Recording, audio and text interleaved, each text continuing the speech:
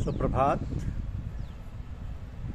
अविनाशी सूक्ष्म व कारण शरीर।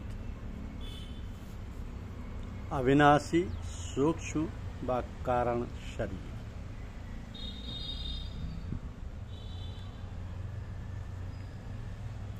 शिष्य में यह अवधारणा निहित होना अत्यंत अनिवार्य है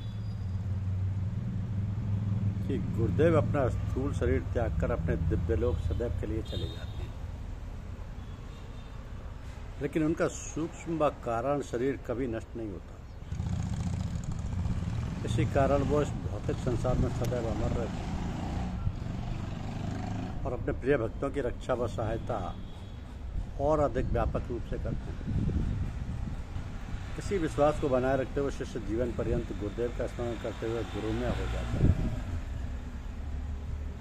तो गुरुदेव की आत्मशक्ति का प्रबल और आश्चर्यजनक परिणाम उनके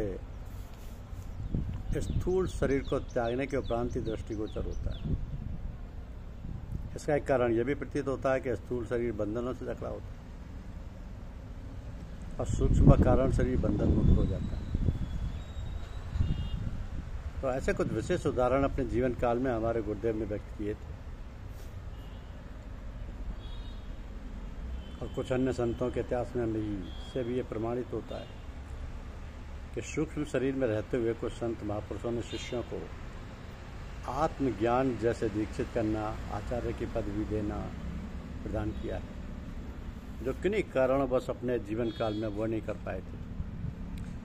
तो कभी कभी गुरुदेव स्वप्न में अपने शिष्यों के मध्य रहकर सत्संग भी कराते हैं और अपनी इच्छा अनुसार आत्मज्ञान की बहुमूल्य निधि भी प्रदान करते हैं। इसका एक विशेष कारण भी है कि शिष्य का हृदय स्वप्न की स्थिति में माया से मुक्त होता है और पवित्र तथा खाली भी रहता है। तो ऐसे हृदय में ज्ञान आसानी से भर जाता है और पवित्रता व स्थायित्व भी प्राप्त कर लेता है। तो ये साधन अत्यंत सूक्ष्म होता है। ये समाज की विडंबना है कि मनुष्य ऐसे संतों महात्माओं का सानिध्य प्राप्त करने के बाद भी अपने अहम को छोड़ नहीं पाते और न ही इसका प्रयत्न भी करते हैं। वे शिष्यत्व बनने का दावा करते हैं, लेकिन शिष्य के लक्षणों को ग्रहण नहीं कर पाते। वे और उनके परिवार केवल मैं के अधीन रहकर जीवन यापन करते हैं। उनके व्यवहार, कार्य, विचारों में केवल अहम भाव ही प्रधान रहता है। यहाँ तक कि गुरुदेव के समक्ष भी वे यही भाव व्यक्त करते कहते हैं कि मेरा परिवार, मेरे बच्चे, मेरी माँ, मेरा मकान, मेरी दौलत आदि और इन्हीं की सुरक्षा, सफलता और संपन्नता की प्रार्थना भी उनसे करते हैं। शिष्य ये भी जानता है कि सब मिथ्या, असत्य और नाशवान है, लेकिन उनके बंधनों से मुक्त होने का प्रयास भी नहीं करता और ना ही सोचता। यही उसके रागद्वेष का कारण है। गुरुदेव शिष्य की इस कमजोरी और व्यवस्था से परिचित होते हैं। तो कभी कभी क्रोध दर्शाकर सामाजिक रूप से उसके अहम पर चोट पहुंचाकर अपमान की स्थिति उत्पन्न कर देते हैं, ताकि उसका अहम नष्ट हो सके और वह सेवक की भांति सामाजिक व पारिवारिक व्यवहार कर सके। एक संत ने अपने शिष्यों की परीक्षा लेने का विचार किया।